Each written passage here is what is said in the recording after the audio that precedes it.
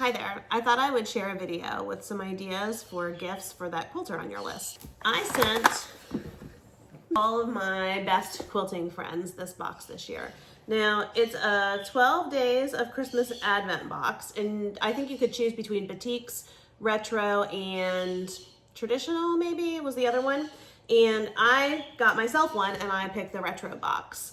There's a little bit of debate amongst my friend group whether 12 days of Christmas Advent means you open it starting on Christmas Day for 12 days, or if you open it the 12 days leading up to Christmas. I was in the second camp, but my other two friends were in the first camp, so we haven't started opening up our box yet. And interestingly, this comes from a company called Keepsake Quilting, and I just got about 50 quilting magazines from somebody in my quilt guild that collected them in the 80s and 90s, and Keepsake Quilting was around back then because there's advertisements for it in the magazines. That's a pretty expensive gift. Here's something that is not so expensive, would be an iron for the quilter on your list. And this is my favorite iron right here. It's a Panasonic, and it comes with this cute little carrying case, and it's actually cordless. So it doesn't have any cord. You just have to plug in the base, and then it heats up on the base. Something else I like about it is that it's pointy on both ends. So if you're trying to get into like a little corner or something like that, it's reversible. You can use it either way. And I like this iron so much that I have a couple spares in my closet. All right, speaking of irons, this iron, it's an Aliso mini iron. And ironically, I sent my best friend one of these irons last year, and she sent me this one. And then for that quilter on your list with questionable morals, you can send them this Sweary Sewist Advent Calendar with 12 days of labels that obviously have swear words on them. And then I'm getting ready to pop this in the mail to my sister, along with this bag of coal. Love you, Jody. Here called Quilted Hearts Binding Ease. It's a heat-safe silicone mat. You feed your binding through these two slots right here, and then you press it right on top of this plate right here. I have one. I like it.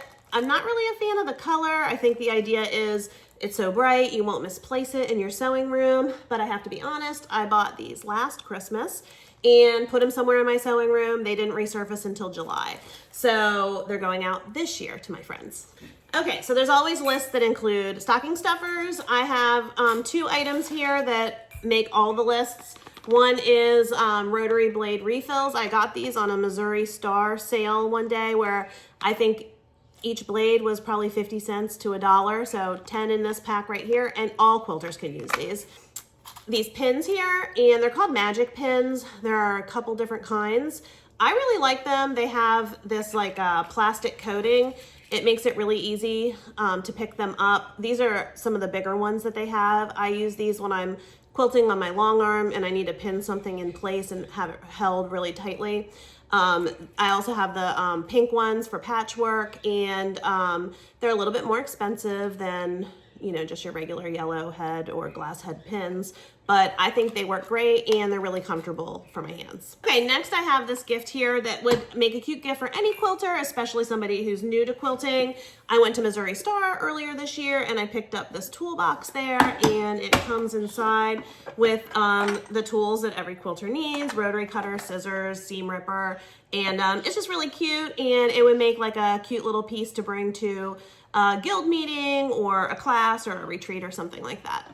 The first Christmas that I had started quilting, my husband, he got me a bolt of 108-inch wide fabric from Keepsake Quilting, and it was like a cream color. It had like flowers and paisleys on it, and I don't have it to show because I've used all of it. So any quilter would love a nice neutral wide back because it makes backing quilts super fast and easy, and I'm sure that fabric will get used. My last idea for a gift for a quilter came to me when I was listening to a podcast that was talking about the demographics of most quilters, and it turns out that most quilters like cooking and gardening, and I would hypothesize that they probably also like doing puzzles, because I do.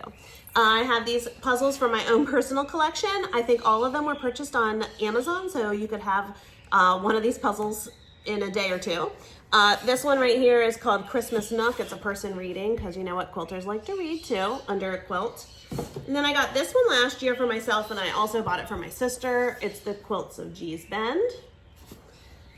And finally, my husband got me this one. It's called Stitch by Stitch, and it has a cat in it too, because most quilters probably like cats. Hey, that's it for my gift guide for this year. If you have anything that you think should be added to the list, just pop them in the comments. Thanks, and Merry Christmas.